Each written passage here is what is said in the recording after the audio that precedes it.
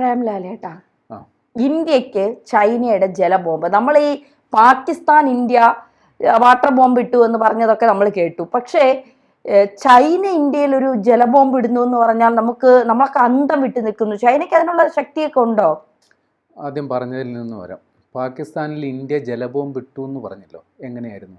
നയതന്ത്ര പ്രകാരം കൊടുത്ത സിന്ധു നദീജല കരാർ അല്ല, അത് മാത്രമല്ല, ഈ പാക് അധീന കാശ്മീരിൽ പെട്ടെന്ന് എവിടേക്കോ വെള്ളപ്പൊക്കം മിന്നൽ പ്രളയവും വന്നു ഉണ്ടായല്ലോ.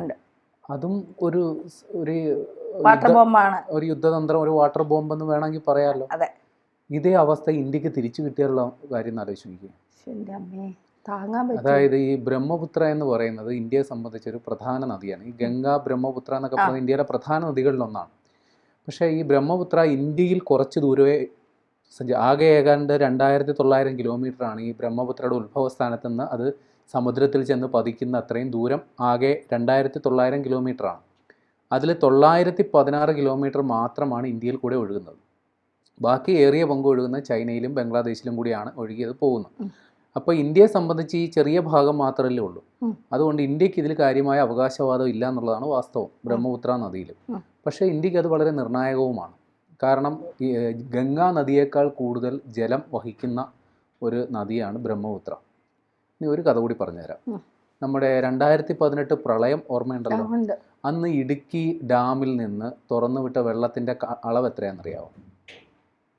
അറിയില്ല. ഓക്കെ. അവിടെ ഈ 5 ഷട്ടറും കൂടി തുറന്നപ്പോൾ വന്ന ജലപ്രവാഹം സെക്കൻഡിൽ 750 ക്യൂബിക് മീറ്ററാണ്.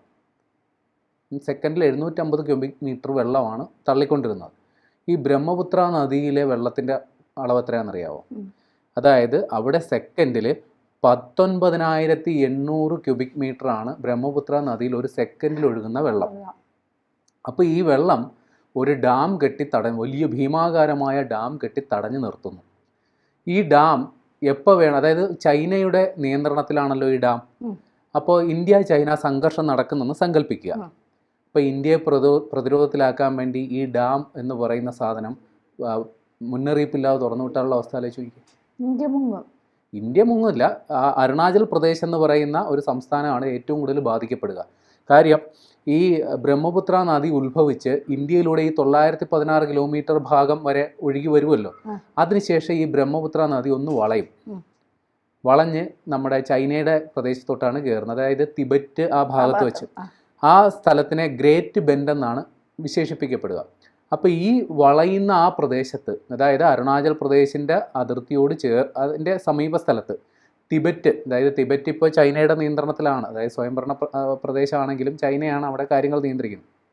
അപ്പോൾ അവിടെ ഇവർ ഈ ബ്രഹ്മപുത്ര നദിക്ക് കുറുകെ അവർ ഡാം കെട്ടുകയാണ്. ഈ ചൈനയിലോട്ട് കയറുമ്പോൾ ബ്രഹ്മപുത്ര നദി പേരങ്ങ് മാറ്റും. അപ്പോൾ അവിടെ അറിയപ്പെടുന്ന പേര് യാർലുങ് സാങ്പോ എന്നാണ്. ഒരുമാതിരി പാത്രം വീഴുമ്പോൾ ഒരു സൗണ്ട് പോലെ. അപ്പോൾ ആ നദിക്ക് കുറുകെ അവർ ഡാം കെട്ടുകയാണ്. ഇത് 2024 ഡിസംബറിലോ മറ്റോ ആണ് ഇതിന് പദ്ധതിക്ക് അംഗീകാരം വന്നത്. അപ്പോൾ തന്നെ ഇന്ത്യ ഇത് എതിർപ്പ് അറിയിച്ചിരുന്നു. കാര്യം ഇന്ത്യക്ക് ഇത് ഒരു തലവേദനയാണ്. കാര്യം ഇത്രയും ഭീമാകാരമായ ഒരു നദിക്ക് കുറുകെ ഒരു അണ കെട്ടുക. അപ്പോൾ അണകെട്ട് ചെറുതൊന്നുമല്ല, 5 ജലവൈദ്യുത പദ്ധതികളാണ് ഇതുമായിട്ട് ബന്ധപ്പെട്ടവർ തുടങ്ങുന്നത്. ഇപ്പോൾ ലോകത്തെ ഏറ്റവും വലിയ അണക്കെട്ടും ചൈനയുടെ പേരിൽ തന്നെയാണ്. അത് യാങ്സി എന്ന് പറയുന്ന ചൈനയിലെ ഒരു നദിക്ക് കുറുകെ അവർ 3 ഗോർജസ് എന്ന് പറയുന്ന ഒരു ഡാം നിർമ്മിച്ചിട്ടുണ്ട്. അതാണ് നിലവിൽ ലോകത്തെ ഏറ്റവും വലിയ അണക്കെട്ട്. അപ്പോൾ ഈ ബ്രഹ്മപുത്ര നദിയിലെ ഈ അണക്കെട്ട് വരുന്നതോടുകൂടി അതിൻ്റെ സ്ഥാനം 2 മാറും. ഇതായിരിക്കും 1ാം സ്ഥാനത്ത്. അപ്പോൾ ഈ ഇത്രയും വലിയൊരു ഡാം കെട്ടുന്നതിന് ചിലവ് എത്രയാവും? ഒരു ഏകദേശം ഒരു ഗസ് ഉണ്ടോ? കോടികളുണ്ട്. പക്ഷേ 14.4 ലക്ഷം കോടി രൂപയാണ് ചിലവ് കണക്കാക്കുന്നത്. ഇതെന്ന് പൂർത്തിയാകുമെന്ന് നമുക്കിപ്പോൾ ഒരു അനുമാനം ആയിട്ടില്ല. പക്ഷേ അവർ ചൈനയെ സംബന്ധിച്ച് അവർ എല്ലാം യുദ്ധകാല അടിസ്ഥാനത്തിൽ ചെയ്യുന്നവരാണ്. അപ്പോൾ ഇപ്പോൾ നിർമ്മാണം തുടങ്ങി വലിയ താമസമില്ലാതെ തന്നെ അത് പൂർത്തിയാക്കും. അപ്പോൾ ഇതുകൊണ്ട് അവർ ലക്ഷ്യമിടുന്നത്, ഇപ്പോൾ ചൈനയെ സംബന്ധിച്ച് അവർ ഈ കാർബൺ ബഹിർഗമനത്തിന് ഏറ്റവും കൂടുതൽ പഴി കേൾക്കുന്ന ഒരു രാഷ്ട്രമെന്നാണ്. അറിയാം, അവർക്ക് ഒരുപാട് വ്യവസായശാലകളുണ്ട്. നമുക്കറിയാമല്ലോ, ഇപ്പോൾ മെയ്ഡ് ഇൻ ചൈന എന്ന് പറഞ്ഞ ഒരുപാട് സാധനങ്ങൾ നമ്മുടെ നാട്ടിൽ വരുന്നു. അപ്പോൾ അവിടെ ഒരുപാട് വ്യവസായശാലകളുണ്ട്. അപ്പോൾ അവിടെ കാർബൺ ബഹിർഗമനം വലിയ രീതിയിലുള്ളൊരു രാഷ്ട്രമാണ്. അതിൻ്റെ പേരിൽ പഴി കേൾക്കുന്ന ഒരു രാഷ്ട്രമാണ്.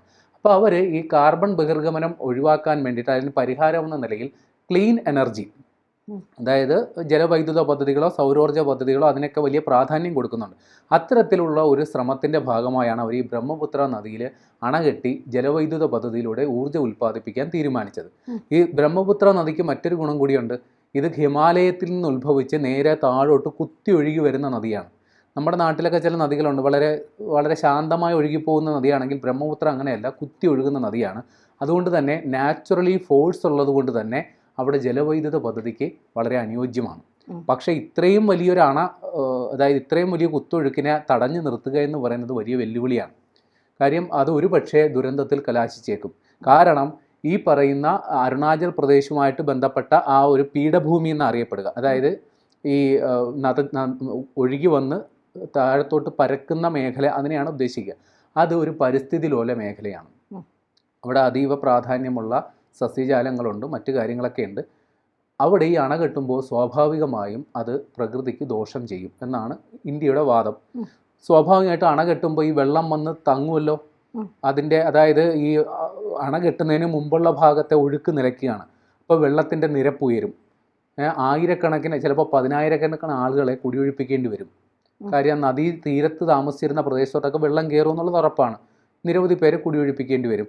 അതുമാത്രമല്ല, ഈ പറയുന്ന അരുണാചൽ പ്രദേശിൻ്റെ ഈ ഭാഗത്ത് നിരന്തരമായി ഭൂചലനങ്ങൾ സംഭവിക്കുന്ന ഒരു പ്രദേശം കൂടിയാണ്. അപ്പോൾ അവിടെ ഇവർ അണ കെട്ടുമ്പോൾ സ്വാഭാവികമായിട്ടും അങ്ങനൊരു പ്രശ്നം കൂടിയുണ്ട്. ഇപ്പം നമ്മൾ ഈ മുല്ലപ്പെരിയാർ ഡാമിൽ ചെറിയൊരു ഭൂചലനം ഉണ്ടാകുമ്പോൾ നമ്മളുണ്ടാകുന്ന ആശങ്ക, പക്ഷെ ഇവിടെ അതല്ല, കൂടെ ഭൂചലനങ്ങൾ രേഖപ്പെടുത്തുന്ന ഒരു സ്ഥലമാണ്. അപ്പോൾ അവിടെ ഒരു ഡാം കെട്ടുക എന്ന് പറഞ്ഞാൽ വലിയ വെല്ലുവിളിയാണ് ഇന്ത്യയെ സംബന്ധിച്ച്. ഇനി അരുണാചൽ പ്രദേശ് മുഖ്യമന്ത്രി നേരത്തെ തന്നെ ഒരു അപായ സൂചന നൽകി. കാരണം ഇത് ജലബോംബായിട്ട് ഉപയോഗിക്കാൻ സാധ്യതയുണ്ട്. കാരണം വേനൽക്കാലത്ത് നമുക്ക് വെള്ളം വേണം, വർഷകാലത്ത് ഇതിൻ്റെ ഒഴുക്ക് നിയന്ത്രിക്കുകയും വേണം. ചൈന അവർക്ക് തോന്നിയ പോലെ ചെയ്താൽ അത് ഇന്ത്യക്ക് പാരയാണ്. പിന്നെ മറ്റൊരു സംഗതി കൂടിയുണ്ട്. ഈ ബ്രഹ്മപുത്ര നദിയുടെ പരിപാലനം സംബന്ധിച്ച് ഇന്ത്യയും ചൈനയും തമ്മിലൊരു കരാറുണ്ടായിരുന്നു. ആ കരാറ് 2023 ജൂൺ 5 അവസാനിച്ചു. അതിനുശേഷം ഒരു കരാറിൽ ഏർപ്പെടാൻ ചൈന സന്നദ്ധമല്ല. 2022 ശേഷം ഈ വെള്ളത്തിൻ്റെ മാനേജ്മെൻറ്റ് സംബന്ധിച്ച് ഒരു ഡാറ്റയും ചൈന ഇന്ത്യയുമായി പങ്കുവച്ചിട്ടുമില്ല. അപ്പോൾ സ്വാഭാവികമായിട്ട് ഈ അണക്കെട്ട് അവരിപ്പോൾ ചൈന നമ്മളൊക്കെ സമാധാനിപ്പിക്കാൻ പറയുന്നത് ഞങ്ങൾ കുഴപ്പമൊന്നും ഉണ്ടാക്കില്ല, എല്ലാം ശാന്തമായിരിക്കും എന്നൊക്കെയാണ് പറയുന്നത്. പക്ഷേ ചൈന ഈ കാര്യത്തിൽ ഒരു വിവരവും ഇന്ത്യയായിട്ട് കൈമാറാൻ സന്നദ്ധമല്ല. അപ്പോൾ ചുരുക്കി പറഞ്ഞാൽ അവർക്ക് വേണമെങ്കിൽ ഇപ്പോൾ ഇന്ത്യയിലെ അരുണാചൽ പ്രദേശ് ഭാഗത്ത് ഈ വേനൽക്കാലത്ത് കൃഷിക്ക് വെള്ളം വേണമെന്ന് ഇരിക്കട്ടെ, ഇവർ വെള്ളം തുറന്നു വിട്ടില്ലെങ്കിൽ എന്ത് ചെയ്യും? നേരെ തിരിച്ച് വലിയ പ്രളയ സാദൃശ്യമായ ഇതുണ്ടാകുന്നു. തൽക്കാലത്തേക്ക് അണക്കെട്ടെന്ന് അടച്ചു വെച്ച് ഇവിടുത്തെ ജലത്തിൻ്റെ ഒഴുക്ക് നിയന്ത്രിക്കണമെന്ന് നമ്മൾ ആവശ്യപ്പെട്ടാൽ അവർ ചിലപ്പോൾ അംഗീകരിച്ചെന്ന് വരില്ല. ഇന്ത്യയും ചൈനയുമായിട്ട് സൗഹൃദ അന്തരീക്ഷമാണെങ്കിൽ കുഴപ്പമില്ല, അല്ലെങ്കിൽ സ്ഥിതി ഇതിനേക്കാൾ പ്രശ്നമാണ്. ഇന്ത്യയെക്കാൾ ഗുരുതരമായ സാഹചര്യമാണ് ബംഗ്ലാദേശിനുള്ളത്. കാര്യം ഇന്ത്യക്ക് വളരെ കുറച്ച്, അരുണാചൽ പ്രദേശ് എന്ന് പറയുന്ന ഒരു ജില്ലയുടെ മാത്രം, ഒരു സംസ്ഥാനത്തിൻ്റെ മാത്രം പ്രശ്നമാണെങ്കിൽ ബംഗ്ലാദേശിൻ്റെ ഏറിയ പങ്കും കൂടിയാണ് ഇത് ഒഴുകി അങ്ങ് പോകുന്നത്. അവർക്കിത് ബാധകമാണ്.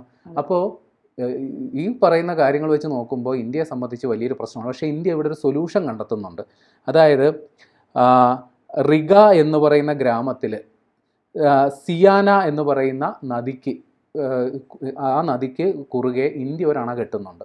ഈ സിയാന എന്ന് പറയുന്ന നദി ഈ ബ്രഹ്മപുത്ര നദിയുടെ ഒരു പോഷക നദിയാണ്.